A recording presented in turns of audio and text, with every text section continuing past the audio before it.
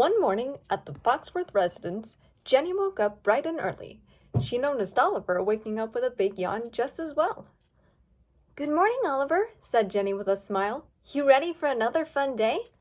Oliver purred and nuzzled up against Jenny. Jenny giggled. "I guess you are. I'm going to get dressed. You go wake up Georgette." As Jenny got dressed for the day, Oliver ran into Georgette's room. When he turned on the light, Georgette woke up from her beauty rest and strutted up against her vanity mirror to get all freshened up for the day. As soon as she was finished, she noticed Oliver in the room with her. "Oh," she said. "Why, good morning, Oliver." "Morning, Georgette," said Oliver. "Did you sleep well?" "Oh, I slept fantastically," said Georgette. "I hope you don't mind me coming in here to wake you," said Oliver. "It's okay, little guy," said Georgette. "I've warmed up to you a lot since the day Jenny first brought you in here." "Thanks," said Oliver. "I kind of like having you as a big sister." Georgette was flattered hearing Oliver call her his big sister. "You can thank your other dog friends for helping me learn to love you," she said. "Particularly Rita. She was the one that taught me how to be nice to you." "Yeah, she was like my second best friend next to Dodger," said Oliver. Who would have thought a cat and dog would get along with each other like this?" wondered Georgette. Suddenly, Oliver heard a deep, loud growl. "Yanks!" he gasped. "What was that?" "Sounded like the growling from an angry dog, one that's hungry for a cat." He heard the growl again. "There it is again! I hope it's not Roscoe and DeSoto." Georgette smirked. "Don't worry, Oliver," she said. "That growling is coming from a dog, and it is a hungry dog, but it's nothing to worry about." "What do you mean?" said Oliver. "Come a little closer to me." Oliver walked up close to Georgette, assuming she was trying to protect him from whatever was making that growling noise. He heard the growl again. This time it was louder and sounded very close. It was then that he realized the growling was coming from Georgette's stomach. "Oh," said Oliver, "it's your tummy." Georgette giggled. "Yeah, I may be a prize-winning poodle, but my stomach still growls just like any other dog's." "We should be having breakfast soon," said Oliver. At that moment, Winston called Jenny down for breakfast. Jenny called Oliver and Georgette before running down the stairs. Georgette bent down. "Hop on, Oliver." Oliver blinked in surprise. "You're going to give me a ride on your back?" he asked. "You deserve it, little brother," said Georgette. "Besides, I'm not as snooty as I used to be."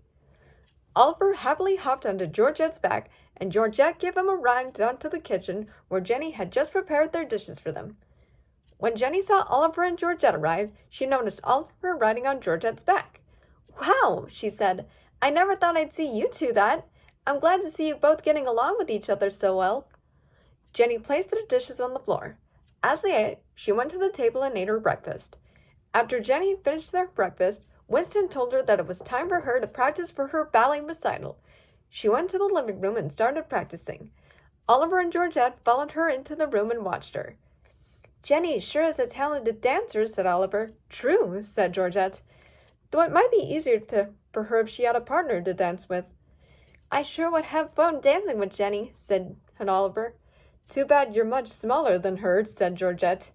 At first, Georgette's comment hurt Oliver a little bit, but at the same time, it gave him an idea.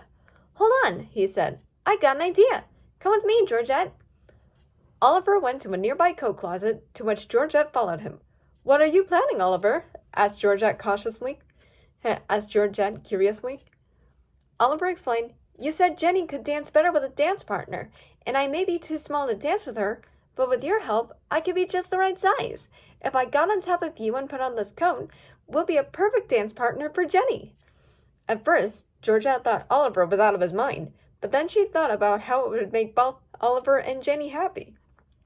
"I don't think I've ever done anything like this before," she said, "but there's a first time for everything, so let's do it." Oliver climbed onto Georgette's head and grabbed a random coat from the closet. He wrapped the coat around himself and Georgette. "Okay, Georgette," said Oliver, "let's boogie." Georgette stood up on her hind legs, which was a little awkward for her at first, but she managed okay. She then stuck her front paws through the sleeves of the coat and started walking back towards Jenny. While still practicing, Jenny stopped and noticed Oliver and Georgette in the coat standing before her. She laughed, seeing that Oliver was now as tall as her. Oliver and Georgette took a bow, offering Jenny's hand to dance. Jenny could not keep a straight face, but finding this to be extremely cute, she decided to play along. She took Georgette's paw and continued her ballet steps. Georgette started moving her hind legs. She had no idea what the steps in Jenny's dance were, so she did her best to improvise. As they danced, Georgette occasionally peeked onto the coat to make sure her steps were as close as possible, and made sure Jenny didn't accidentally step on her paws. All three of them were having a blast with the dancing. Though Oliver was pretty lucky he didn't have to do any footwork, just Georgette's luck being the bigger one of the duo. However, little did Oliver know, the coat he selected for him and Georgette to wear was extremely dusty on the inside. All the movements they've been doing loosened some of the dust, causing Georgette to inhale some of it, and all of a sudden, it started tickling her allergies. Oliver was caught off guard when he suddenly heard Georgette building up for a sneeze. Ha, ha, ha, ha, ha, ha-choo! The power from Georgette's sneeze caused Oliver to pop out of the coat like a cork. When he came back down, Jenny caught him. Now with Oliver off him, Georgette got back down on all fours and made a coy smile.